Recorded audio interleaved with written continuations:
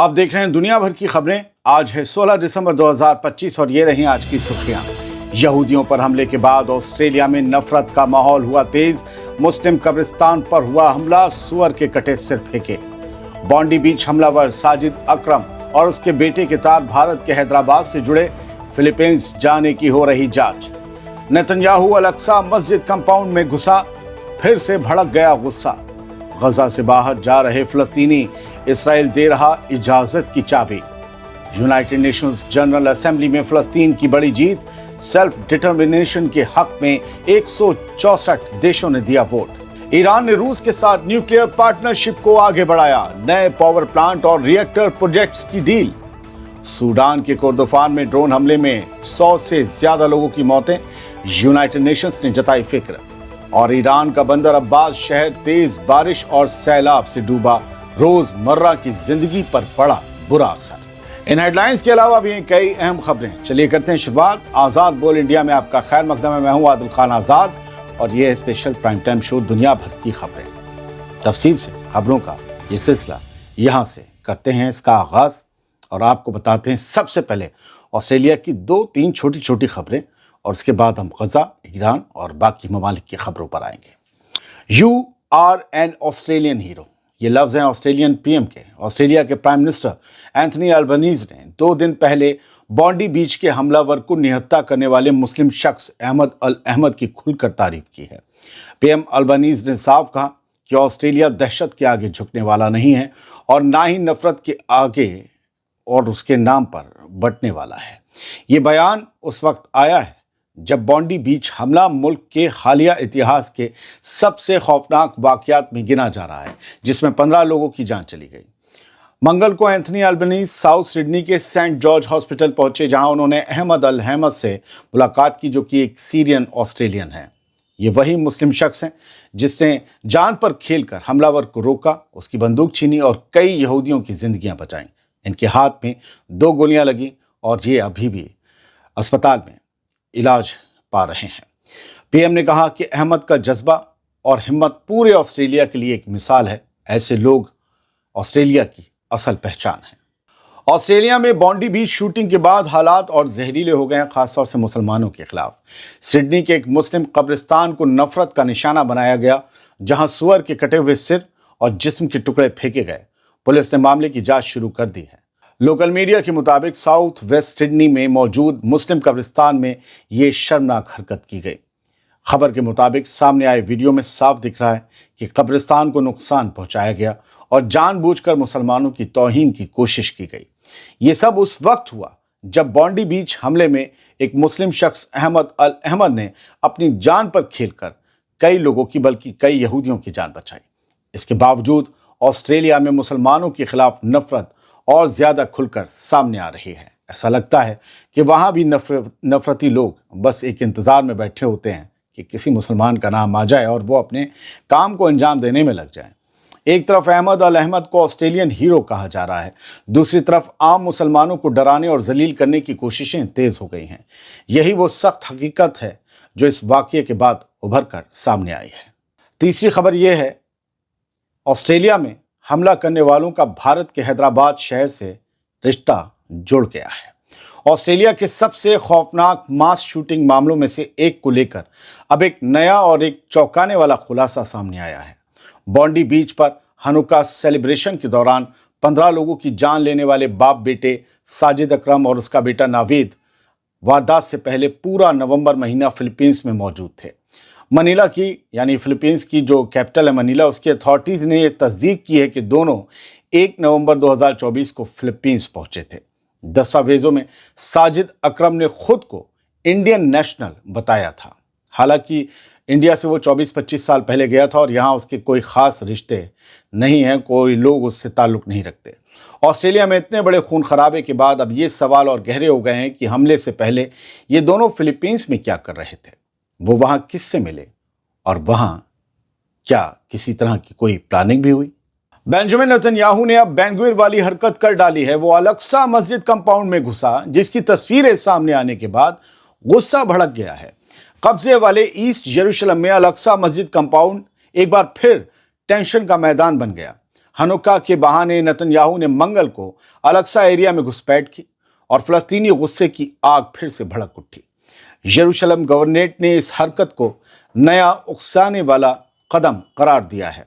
बयान में कहा गया कि अल बुर्राक वॉल पर नेतन्याहू की मौजूदगी जानबूझकर की गई प्रोवोकेशन है, उकसावा है। अल बुर्राक वॉल, जिसे यहूदी वेस्टर्न वॉल या वेलिंग वॉल कहते हैं, मुसलमानों और यहूदियों दोनों के लिए अहम और मुक़द्दस मकाम है और अल-अक्सा मस्जिद कंपाउंड का हिस्सा है।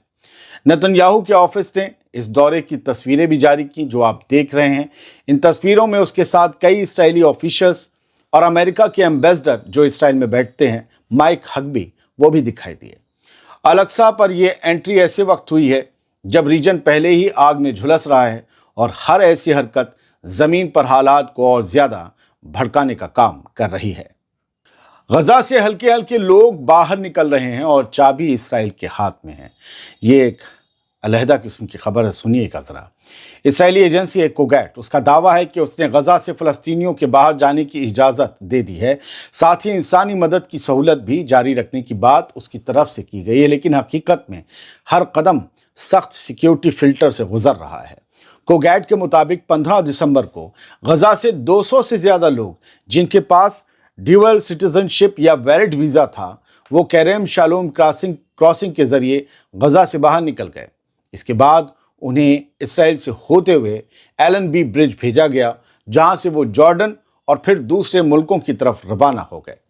इसराइली बयान में साफ कहा गया कि गजा से निकलने वाले हर शख्स को पहले इसराइली सिक्योरिटी सिस्टम से क्लियरेंस लेनी पड़ती है ताकि कोई वांटेड फाइटर किसी रेजिस्टेंस मूवमेंट का बाहर ना जा सके। ये पूरा प्रोसेस विदेशी हुकूमतों, यूनाइटेड नेशंस की रिक्वेस्ट पर किया गया, लेकिन कोगैट ने यह भी जोड़ दिया कि गजा से बाहर जाने वालों की तादाद पूरी तरह इस बात पर डिपेंड है कि कोई तीसरा मुल्क उन्हें लेने के लिए तैयार होता है या नहीं। अगर कोई तैयार नहीं होता तो गजा से कोई नहीं निकल सकता। यानी गजा से निकलने का रास्ता खुला होने का दावा है, मगर चाबी अब भी पूरी तरह से इसराइल के हाथों में है। हमास के सीनियर लीडर गाजी अहमद ने साफ कहा है कि गजा में सीज़फायर का हर एक क्लॉज इसराइली ऑक्यूपेशन ने या तो तोड़ा है या अपने फायदे के मुताबिक मोड़ा है। उन्होंने वार्निंग दी कि लगातार हो रही ये खिलाफ वर्जियां सीज़फायर डील को ख़त्म करने के बिल्कुल किनारे पर लेकर जा रही हैं, यानी सीज़फायर टूट सकता है। गाजी अहमद के मुताबिक मीडिएटर्स ने खुद कंफर्म किया है कि हमास ने एक भी सीज़फायर वायलेशन नहीं किया और समझौते पर पूरी तरह अमल किया। इसके उलट इसराइल की बार बार की गई तोड़फोड़ कोई हादसा नहीं, बल्कि गवर्नमेंट लेवल पर ली गई सोची समझी पॉलिसी है। यानी सब कुछ बहुत सोच समझ कर किया जा रहा है, चाहे वो सीज़फायर वायलेशन हो या फिर मदद का रोका जाना। यूनाइटेड नेशंस जनरल असेंबली में फ़लस्तीन के हक में भारी वोटिंग हुई है। फ़लस्तीनियों की बड़ी जीत हुई है। आज़ाद रियासत के लिए दुनिया ने लकीर खींच दी है और इसराइल को एक और झटका लगा है। यूनाइटेड नेशंस जनरल असेंबली यानी UNGA ने फ़लस्तीनी आवाम के सेल्फ डिटर्मिनेशन के हक पर मोहर लगा दी है।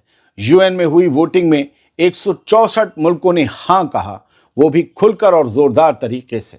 मैसेज साफ है कि फ़लस्तीनियों का अपना आज़ाद मुल्क बनना उनका बुनियादी हक है।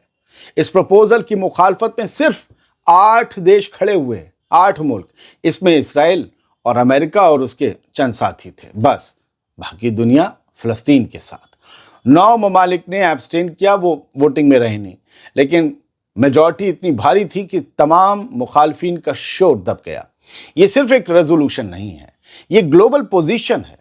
दुनिया ने कह दिया है कि फ़लस्तीन का मुद्दा अब टालने का नहीं, इंसाफ करने का मुद्दा है। लोग कहेंगे इससे क्या होता है, मैं कहूँगा एक फाइल तैयार हो रही है। यूनाइटेड नेशंस में वोटिंग ऐसी नहीं कि मोहल्ले में हो रही है, राय मशवरा कोई हो रहा ना, इसकी फाइल तैयार हो रही है। पता तो चल रहा है कौन कौन फ़लस्तीन के साथ है, कौन एक आज़ाद रियासत के साथ है। कल जब बात आएगी तो इसे सामने रखा जाएगा। ईरान रूस न्यूक्लियर पार्टनरशिप तेज हो गई है। नए पावर प्लांट, नए रिएक्टर और लंबा गेम। क्या है मामला, आइए समझते हैं इस खबर को। ईरान ने रूस के साथ न्यूक्लियर कॉपरेशन को और आगे बढ़ाने का ऐलान कर दिया है। प्लान साफ है, नए न्यूक्लियर पावर प्लांट, नए रिएक्टर प्रोजेक्ट्स और बिजली प्रोडक्शन में खुद मुख्तारी। Atomic energy organisation of Iran के स्पोक्सपर्सन बहरूज कमालबंदी ने कहा कि ये सब लॉन्ग टर्म प्रोग्राम का हिस्सा है ताकि बिजली के मामले में सेल्फ सफिशिएंसी या यूं कहें कि खुद मुख्तारी हासिल की जा सके, हम अपनी बिजली खुद बना सकें, किसी से खरीदनी ना पड़े। कमालबंदी ने यह भी साफ किया कि हाल के महीनों में जो भी IAEA के इंस्पेक्शंस हुए हैं, इंटरनेशनल एटॉमिक एजेंसी के, वो supreme national security council of Iran की अप्रूवल के साथ हुए हैं। यानी इंस्पेक्शन भी ईरान की शर्तों पर और कॉपरेशन भी अपनी रफ्तार से। तेहरान का मैसेज साफ है दोस्तों, न्यूक्लियर फील्ड में ईरान पीछे हटने वाला नहीं है, बल्कि वो रूस के साथ मिलकर पावर और पॉलिसी दोनों मजबूत करने के मूड में है। सूडान के कोर्डोफान में ड्रोन हमलों ने भारी तबाही मचाई है। 100 से ज्यादा लोगों की मौत की खबर आई है। UN ह्यूमन राइट्स के मुताबिक 4 दिसंबर के बाद कोर्डोफान में हुए ड्रोन हमलों में अब तक कम से कम 104 लोग मारे गए, जिनमें 43 मासूम बच्चे भी शामिल हैं। UN के हाई कमिश्नर वर्कर टर्क ने कहा कि ये बहुत फिक्र पैदा करने वाली सिचुएशन है, क्योंकि सूडानी आर्मी, रैपिड सपोर्ट फोर्स यानी RSF और Sudan people's liberation movement north के बीच झड़पें तेज हो गई हैं। यहाँ मामला 2 के बीच नहीं, ये 3 फ्रंट बन रहे हैं। कोर्डोफान रीजन सूडान के 3 सूबों में फैला हुआ है और यहाँ इंसानी सिक्योरिटी लगातार खतरे में है। ईरान का जनूबी शहर बंदर अब्बास आज तेज बारिश में डूब गया। पहले ही होर्मुज़गान में रेड अलर्ट जारी किया गया था और अब शहर की सड़कें नदी बन गई हैं। अचानक आए सैलाब से शहर में पानी गाड़ियों के अंदर तक पहुंच गया, फिर गाड़ियां पानी के अंदर पहुंच गईं। सोशल मीडिया पर वीडियो वायरल हो रहे हैं जिनमें बंदर अब्बास शहर की बड़ी बड़ी सड़कें और पार्किंग पूरी तरह से पानी में डूबी दिख रही है। कई गाड़ियां आधी या पूरी डूब चुकी हैं, कुछ की तो छत तक पानी में है। छतरियां, बाजार के स्टॉल बहते नजर आ रहे हैं। एक वीडियो में लोग गाड़ियों की छत पर चढ़कर जान बचाते भी मैंने देखे, मदद मांग रहे थे। ये बारिश एक बड़े मौसमी सिस्टम की वजह से हो रही है जो साउथ ईरान को मुतासिर कर रहा है। अभी तक कोई बड़ा नुकसान तो नहीं हुआ, लेकिन रोजाना की जिंदगी पूरी तरह से ठप हो गई है। होर्मुज़गान में रेड क्रिसेंट और लोकल लोग राहत का काम कर रहे हैं। फिलहाल पानी की किल्लत से जूझ रहे ईरान के लिए ये बारिश राहत बनकर आई है, लेकिन तेहरान शहर अब भी प्यासा है। फिलहाल इस बुलेटिन में इतना ही। दीजिए इजाजत, खुश रहिए, सलामत रहिए।